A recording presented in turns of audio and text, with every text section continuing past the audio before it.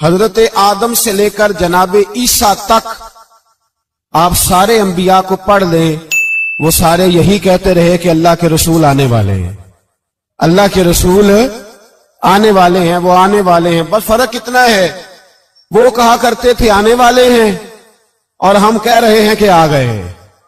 بس ساری امتیں حضور کا ہی ذکر کرتی رہیں۔ وہ کہا کرتے تھے کہ علامہ اسماعیل حقی نے تفسیر روح البیان میں لکھا ہے، امام سیوطی نے الخصائص الکبریٰ میں لکھا ہے، جناب آدم کے انتقال کا وقت آیا تو اپنے بیٹے حضرت شیش کو بلایا اور بلا کر کے فرمانے لگے، شیش میں جا رہا ہوں بیٹے، لیکن یاد رکھنا ساری زندگی یہ کام نہ بھولنا۔ تو حضرت آدم کے صاحبزادے حضرت شیش عرض کرنے لگے، ابا جی وہ کون سا؟ کہنے لگے ہر وقت ہر روز اللہ کے آخری نبی پر درود و سلام پڑھتے رہنا۔ انہوں نے کہا کہ والد گرامی وہ کون ہے؟ تو حضرت آدم کہنے لگے، جب اللہ کریم نے میرے اندر روح پھونکی تھی تو میں نے جنت کے درختوں اور پتوں پر لکھا دیکھا تھا لا الہ الا اللہ محمد رسول اللہ صلی اللہ علیہ وسلم۔ ہر پیغمبر نے، ہر رسول نے، آپ دیکھیے نا حضرت ابراہیم نے کعبہ بنایا۔ اصل بات یہ ہے کہ ہم حضور کے امتی ہیں، ہم اس طرح قدر نہیں کر پاتے جس طرح وہ لوگ آرزویں کرتے تھے۔ حضرت ابراہیم نے کعبہ بنایا، اللہ کا گھر، اللہ کا گھر۔ یہاں جو آدمی اپنے سگے بیٹے کو بھی گھر بنا کے دیتا ہے، وہ بھی اپنی بہو کو کہتا ہے میں نے بنا کے دیا، حالانکہ اپنے بیٹے کو دیا ہے۔ وہ بھی پوتوں کو کبھی کبھی بلا کے کہتا ہے تمہارے باپ نے کیا کمایا، میں نے دیا ہے۔ لوگ عادی ہیں، لیکن میرے عزیز حضرت ابراہیم نے اللہ کا گھر بنایا، اور جب بنا رہے تھے تو انداز یہ تھا کہ حضرت اسماعیل پتھر اٹھا کے لاتے تھے اور جناب ابراہیم خانہ کعبہ کی دیواریں بلند فرماتے تھے۔ اس عالم میں جب بنا چکے تو عرض کرنے لگے یا اللہ کعبہ میں نے بنا دیا ہے، اسے آباد کرنے والا رسول بھی عطا فرما دے۔ ربنا وابعث فیہم رسولا، یا اللہ وہ رسول ہمیں عطا فرما جو بڑی شانوں والا ہے۔ سارے انبیاء حضرت سیدنا عیسیٰ علیہ السلام کہ کچھ امتی کہنے لگے عیسیٰ مردے زندہ کر دیتے ہو، کوڑوں کو شفا دے دیتے ہو، اے عیسیٰ آپ کا ہاتھ لگ جائے تو اللہ بڑے سے بڑے برس کے مریض کو بھی شفا دے دیتا ہے، لگتا ہے سب سے زیادہ شان والے آپ ہی ہو۔ تو حضرت عیسیٰ کہنے لگے نہیں، وَمُبَشِّرٍ بِرَسُولٍ يَأْتِي مِن بَعْدِهِ اسْمُهُ احمد، فرمایا شان والا تو وہ ہے جس کی میں تمہیں خوشخبری دینے آیا ہوں، وہ میرے بعد آئے گا اور اس کا نام احمد ہوگا، وہ اس کی میں تمہیں خوشخبری دینے آیا ہوں۔ میرے بھائی، میرے رسول کریم سید عالم صلی اللہ علیہ وسلم کے بارے میں ہر نبی، ہر پیغمبر، ہر رسول یہ کہتے آئے وہ آنے والے ہیں، اور ہم کیا کہہ رہے ہیں؟ وہ ہم کیا کہہ رہے ہیں؟ فرق اتنا ہے، وہ کہا کرتے تھے آنے والے ہیں، اور ہم کیا کہتے ہیں؟ ہم کہتے ہیں آ گئے ہیں۔ عید میلاد النبی ہے، کیا سہانا نور ہے، دیکھو آ گیا وہ نور والا جس کا سارا ہی نور ہے۔ ہم یہ کہہ رہے ہیں کہ وہ آ گئے، بڑی عزت والا، بڑی شان والا۔ رب کریم بڑے بلند حوصلے والا ہے، وہ کسی کو جتلاتا نہیں کوئی شے دے کے، وہ نہیں جتلاتا، اس کو جو نہیں مانتے انہیں بھی روٹی دیتا ہے۔ جس نے ساری عمر نماز نہیں پڑھی اللہ نے اسے بھی بچے عطا فرمائے، اس نے ساری زندگی نافرمانی کی رب نے اسے بھی نعمتیں دی، کسی نعمت پر احسان نہیں جتلایا، لیکن فرمایا میرے نبی کے غلاموں ذرا ہوش سے رہنا، ذرا ہوش سے۔ ساری زندگی برادریوں پر ہی فخر کرتے رہے ہو، ساری زندگی بینک بیلنس اور جائیداد اور مال پر ہی تم نے فخر کیا ہے، فرمایا ایک فخر والی چیز میں تمہیں دے رہا ہوں، اور میں تمہیں بتا رہا ہوں لقد من اللہ علی المؤمنین اذ بعث فیہم رسولا۔ اور یار اس پہ کبھی غور تو کرو، اس پہ کبھی غور تو کرو، احسان جتلانا کوئی چھوٹی سی بات ہے؟ اور پھر مالک جس کے حوصلے پر کوئی کلام ہی نہیں کر سکتا، وہ مالی کے شان جتلا کے تجھے کہتا ہے او مسلمان تو چھوٹا سمجھتا ہے، تو شاید ہلکا جانتا ہے، ہوش کر، اور اپنے اندر کے مصطفیٰ کریم کے اس غلام کو بیدار کر۔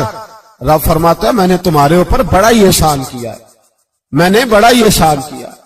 یا اللہ کیا؟ فرمایا اس بعث فیہم رسولا، میں نے تمہیں اپنا شانوں والا رسول عطا کیا ہے۔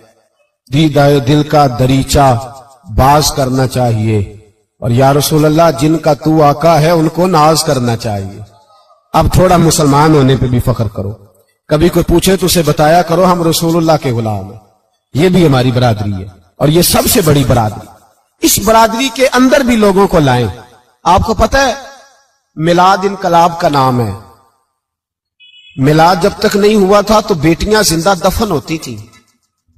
آپ علماء سے یہ سن تو لیتے ہیں پر ذرا اس معاشرے کی بے حسی تو دیکھو. بیٹی جان ہوتی ہے باپ کی, بیٹی رونق ہوتی ہے گھر کی. ایک آدمی کے 11 بیٹے ہیں تو مجھے ایک دفعہ کہنے لگا دعا کریں اللہ مجھے بیٹی بھی دے. تو میں نے کہا 11 بیٹے ہیں, کہنے میری تو منجی نو رونا بھی کسے نہیں, بیٹے تو نہیں یہ کام کرتے. دعا کریں اللہ بیٹی دے, میری چارپائی کے پاس تو کوئی بیٹھے. او بھائی بیٹی جو اتنے وقار والی ہوئی تو آپ پڑھیے نا, حضرت داہیہ کلبی کہتے ہیں میں موجود تھا جب وہ شخص آیا تھا. لوگ 12 ربیع الاول کے اس معاملے کو معمولی واقعہ سمجھنے لگے. نہ بھائی ہم تمہیں پیغام دے رہے ہیں یہ معمولی واقعہ نہیں. حضرت داہیہ کلبی کہتے ہیں اس شخص نے آ کے عرض کی یا رسول اللہ صلی اللہ علیہ وسلم میں نے 100 بچی زندہ دفن کی ہے, زندہ دفن. اور کہتے ہیں میری اپنی بیٹی, میں سفر پہ تھا تجارت پہ تو میرے پیچھے سے میرے گھر میں بیٹی ہو گئی. میری بیوی نے اپنے میکے جا کے چھپا دی. تو میں واپس آیا تو اس نے کہا بچہ ہوا تھا فوت ہو گیا, میں نے دفن کر دیا. جب بچی 4-5 سال کی ہوئی تو مجھے پتا چلا میری بیٹی ہے. کہتے میں اسے لایا اور میں نے اسے کہا میں تیرا باپ ہوں, تجھے تحفہ لے کے دوں گا, کھانا کھلاؤں گا. کہتے ہیں وہ میرے بالوں سے کبھی لپٹتی, کبھی میرے سینے پہ ہاتھ رکھتی, کبھی میرا ماتھا چومتی. پر میں اسے لے گیا اور لے جا کر میں نے گڑھا کھودا اور اس گڑھے میں اس بچی کو جب رکھا, اس نے باہر آنا چاہا تو میں نے اس کے سر پہ ضرب لگائی. جب چوٹ لگائی تو وہ دوبارہ گڑھے میں گری. میرا ویسے وجدان کہتا ہے کہ جب سے میلاد ہو گیا ہے آج کسی باپ کی بیٹی اگر چارپائی سے گر جائے تو شاید وہ ساری رات سو نہ سکے کہ بچی گر گئی ہے میری. کہتے ہیں میں نے چوٹ لگائی سر پہ, خون بہا تو وہ گری, میں نے مٹی ڈالی, وہ ابا جی کہتی رہی. کہتے ہیں جب اس کا وجود چھپ گیا اور اس کے چہرے پر مٹی پڑنے لگی تو اس نے ایک لفظ کہا, وہ لفظ مجھے آپ کے پاس لایا ہے. وہ بیٹی کہنے لگی اے اللہ بتا تیرا رحمت للعالمین نبی کب آئے گا. یا اللہ بڑی بیٹیاں دفن ہو گئیں, بڑی مائیں منڈیوں میں بک گئیں, غریب بڑے لٹ گئے, پریشانیاں بڑی بڑھ گئیں. اللہ بتا نا تو اسے کب بھیجے گا.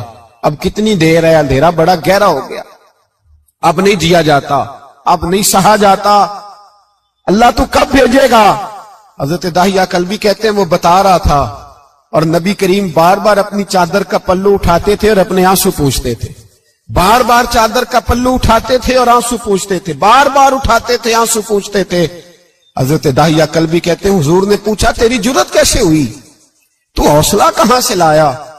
اس نے کہا محبوبہ پتہ نہیں, لیکن قربان جاؤں یا رسول اللہ صلی اللہ علیہ وسلم میں نے آج سویرے آپ کے ایک صحابی کو یہ کہتے سنا ہے کہ وما ارسلناک الا رحمتا للعالمین.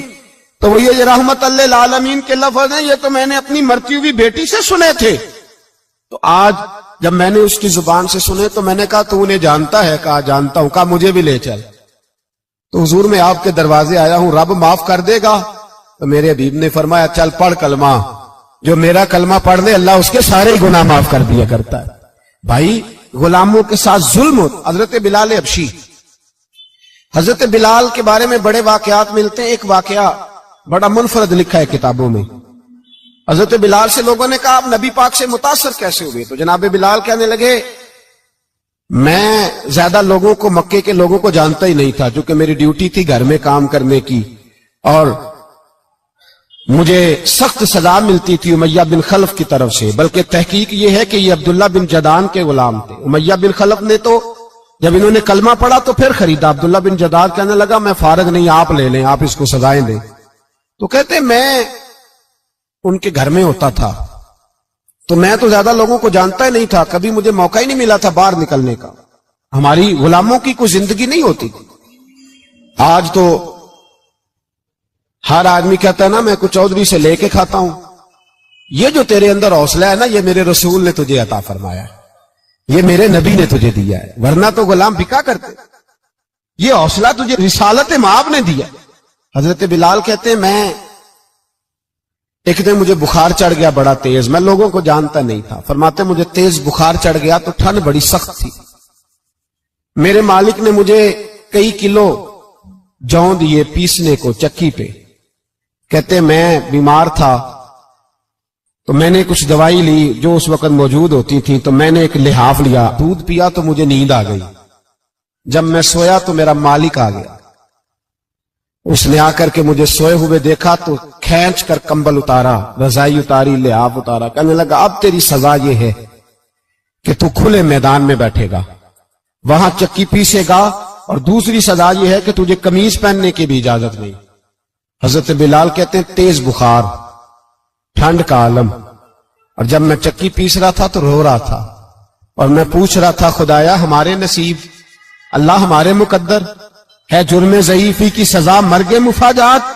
سیدنا بلال حبشی رضی اللہ تعالیٰ عنہ فرماتے ہیں میرے دروازے کے قریب سے رسول پاک گزرے اور مجھے ہائے ہائے کرتے دیکھا تو دستک دی، میں نے کہا کون ہے؟ دروازہ کھلے آ جاؤ۔ محبوب اندر آئے تو پوچھنے لگے کیوں رو رہے ہو؟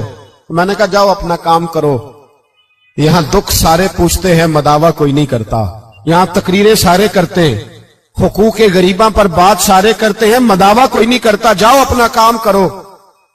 کہتے ہیں میں نے سخت جملے کہے معاذ اللہ، حضور چلے گئے، اور جب حضور جا رہے تھے تو میں کہہ رہا تھا بس جا رہے ہو نا، میں نے پہلے ہی کہا تھا جاؤ۔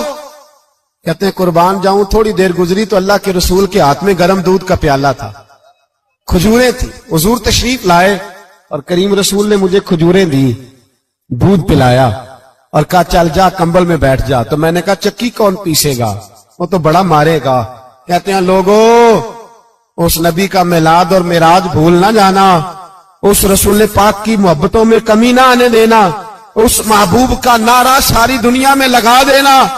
فرماتے ہیں میرے حبیب کے میں قربان جاؤں، مصطفیٰ کریم نے فرمایا تو بیٹھ رضائی میں اور آج تیرے حصے کی چکی میں پیسوں گا۔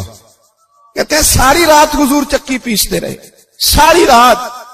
سویرے میں اٹھا اور میرے حبیب پاک نے مجھے وہ سارا کچھ دیا اور خود چلے گئے۔ اگلی رات پھر آئی تو حضور پھر آ گئے، مجھے پھر رضائی میں لٹایا، دودھ پلایا اور ساری رات چکی پیسی۔ کہتے ہیں بس تیسرے دن حضور چکی پیس کے جانے لگے تو میں نے قدم تھام لیے، میں نے کہا حبیبہ دنیا ساری جھوٹ بولتی ہے، زمانہ سارا غلط کہتا ہے، جو غلاموں کے حصے کا کام کرے وہ اللہ کا سچا رسول ہوا کرتا ہے۔